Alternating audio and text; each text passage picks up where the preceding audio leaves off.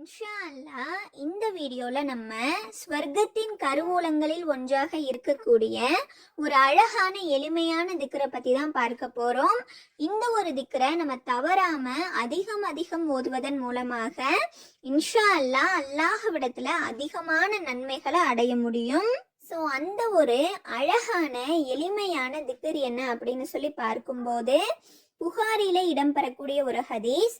இந்த ஒரு ஹதீஸை அபு மூசா அப்துல்லாஹ் இப்னு கைஸ் ரலியல்லாஹு அன்ஹு அவர்கள் அறிவிக்கிறாங்க.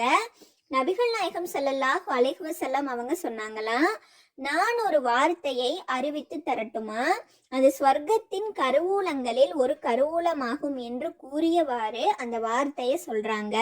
ஸோ அது என்ன அப்படின்னு பார்த்தீங்கன்னா, லா ஹவுல வலா குவத்த இல்லா பில்லாஹ் அப்படிங்கிறது தான். சுபஹானல்லாஹ். ஸோ இதனுடைய தமிழ் அர்த்தம் என்ன அப்படின்னு சொல்லி பார்க்கும்போது, அல்லாஹுவின் உதவி இல்லாமல் பாவங்களில் இருந்து விலகிச் செல்லவோ நல்லறங்கள் புரிய ஆற்றல் பெறவோ மனிதனால் முடியாது அப்படிங்கிறது தான்.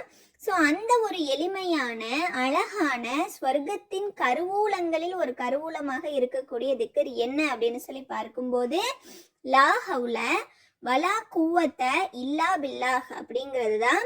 ஸோ இந்த ஒரு திக்ரை நம்ம ஒவ்வொருத்தருமே அதிகம் அதிகம் ஓதக்கூடியவர்களாக, அதன் மூலம் அல்லாஹ்விடத்துல அதிகம் அதிகம் நன்மை அடையக்கூடியவர்களாக இருக்க அல்லாஹ் நம் அனைவர் மீதும் கிருபை புரிவானாக.